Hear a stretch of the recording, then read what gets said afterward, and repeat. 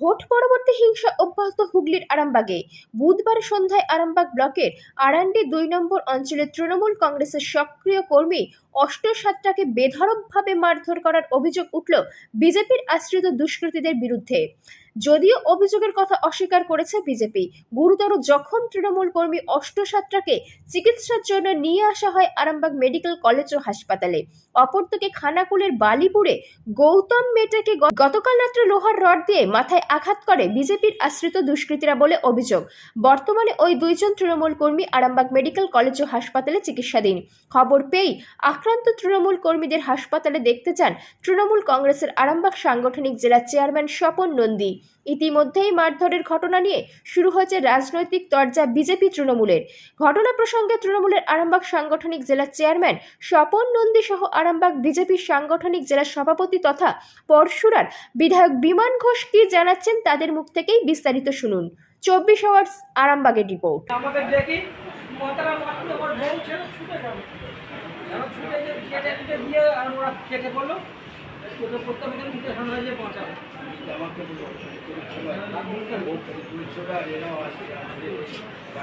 ঘটনাটা বলতে আমি বাড়িতে ছিলাম, আমাকে কি হিন্দু মালিক আর নিত্যানন্দ সাঁতরা আমাকে ডাকলো, ডেকে আমাকে বললো যে হেতা এখন আমার মাঠের ধারে বাড়ি, আমাকে দেখে ডাকতেই আমাকে নিত্যানন্দ সাঁতরা আমার মাথার মুকুটটা মারতে আমার মাথা ফেটে গেল। ওই আমি টিএমসি করি,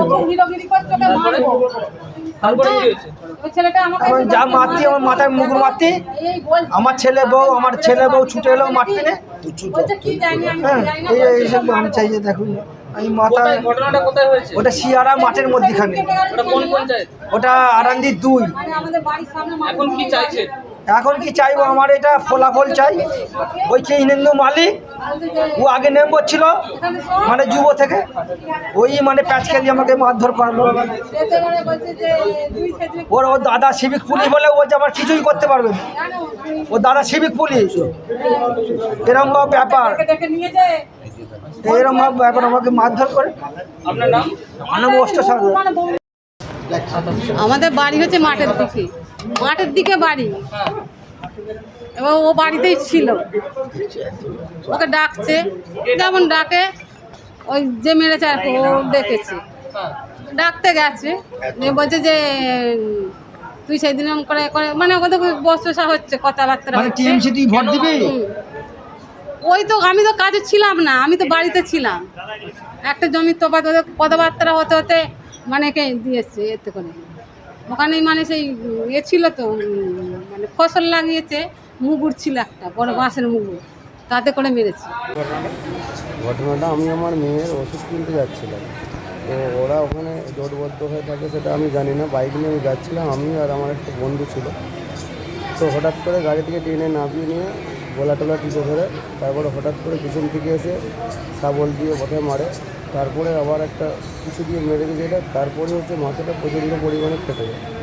ফেটে যাওয়ার পরে ওরা এদিক ওদিক চলে যায়। ফের ওদের মধ্যেই একজন আছে তো দীপ সাধুকা বলে, তো আমাকে ফেলে ওখানেতে গলা টিপে ধরে। আবার আমার বন্ধু কোনো রকমে চিল্লে মিললে এদিক থেকে আবার আমাকে বাইরে করে নিয়ে হচ্ছে ওখান থেকে বেরিয়ে আসে। আপনার মেয়ে তখন কোথায় ছিল? আমার মেয়ে তো বাড়িতে ছিল, আমি তো ওষুধ কিনতে যাচ্ছিলাম। মেয়ে ছিল আপনার সঙ্গে? না, মেয়ে আমার সাথে থাকে না, আমার সাথে আমার একটা বন্ধু ছিল। কোন জায়গাটা হয়েছে এটা? ওটা ওই যে আমাদের যে শিবতলা রয়েছে না, শিব মন্দির, যে আমাদের রাস্তাটা, ওই রাস্তাটা। গ্রামটার নাম কি? গ্রামের নাম বালিপুর। কেন মারলো? কেন মারলো, ওরা তো খ্যাপা কুকুর হয়ে গেছে এখন, মানে ওদের কোনো সেন্স বলে কিছু নেই। যেখানে দাঁড়িয়ে আছে রাস্তার মধ্যে, ওখানে কে যাচ্ছে দেখার দরকার নেই, খ্যাপা কুকুরের মতো ঠেঁয়াতে হবে, ঠেঁয়াচ্ছে লোক।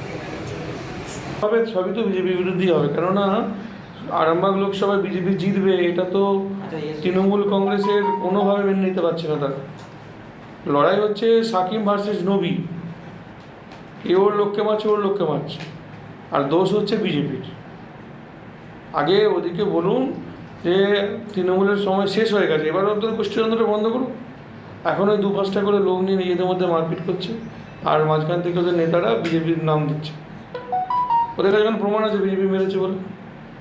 কী প্রমাণ আছে? কী প্রুফ দেখাতে পারবে? নিজেদের মধ্যে মারপিট করে বিজেপির কোনো দোষ নেই, আর বিজেপি এইসব মারধরের রাজনীতি পছন্দ করে না। বালিপুর দীর্ঘদিন ধরে সাকিম নবীর অত্যাচারে অতিষ্ঠ, আর মানুষ ওদেরকে এবার নির্বাচনে ভালোভাবে ভোট হয়েছে বর্জন করে দিয়েছে। আমাদের তৃণমূল কংগ্রেসের কর্মী অষ্ট সাঁতরা, তাকে বিজেপির লোকেরা মারধর করেছে, তৃণমূলের হয়ে ভোট করেছে, এই রোগ ছিল।